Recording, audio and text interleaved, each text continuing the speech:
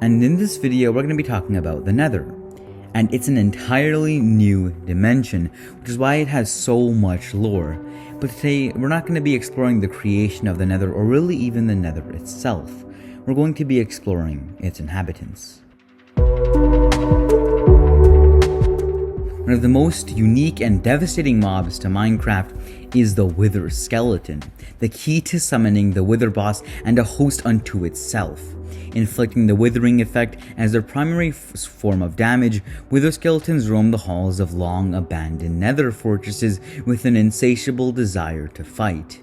Even being one of the few mobs to sprint towards golems, Steve, piglins, and interestingly, baby turtles. However, they do run away from wolves.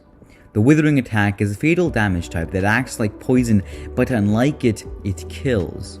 And in their code, they actually have the ability to shoot flaming arrows, even if their bow is unenchanted. They can't drown and they don't take fire damage, even in daylight, but they do take fire damage if it is specifically caused by a trident enchanted with channeling, further emphasizing the divine or magical properties that lightning has in Minecraft. The imagery of Wither Skeletons in chiseled nether brick is pretty ominous, and they have an ominous omen in the long-abandoned nether fortresses that crumble around them. Their remains upon soul sand brings forth the Wither into the world, and they're actually taller than regular skeletons. Their charred black bones give them a foreboding look. Were these the former inhabitants of the nether brick fortresses, or are they the conquered that remain? Why can their roses be planted upon soul sand? Why do their skulls bring forth the Wither, and where did they get their necromantic ability? We know next to nothing about the Wither, but we do know more about the Blaze. One of the few flying mobs in Minecraft is the Blaze.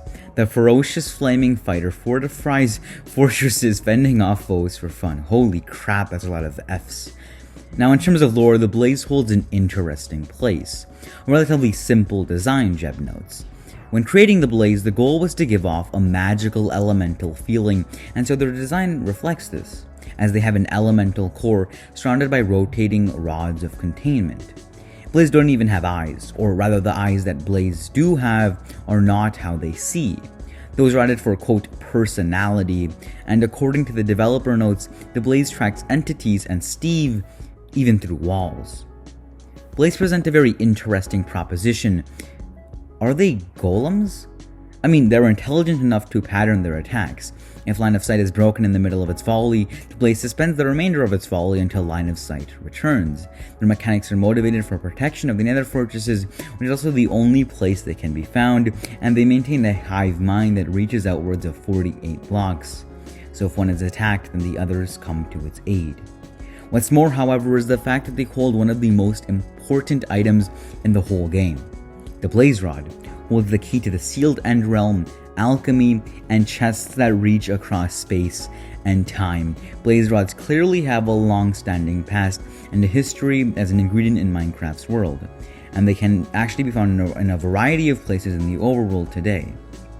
But we have to ask, did the Blaze rods originate from Blaze, or are Blaze contained by Blaze rods?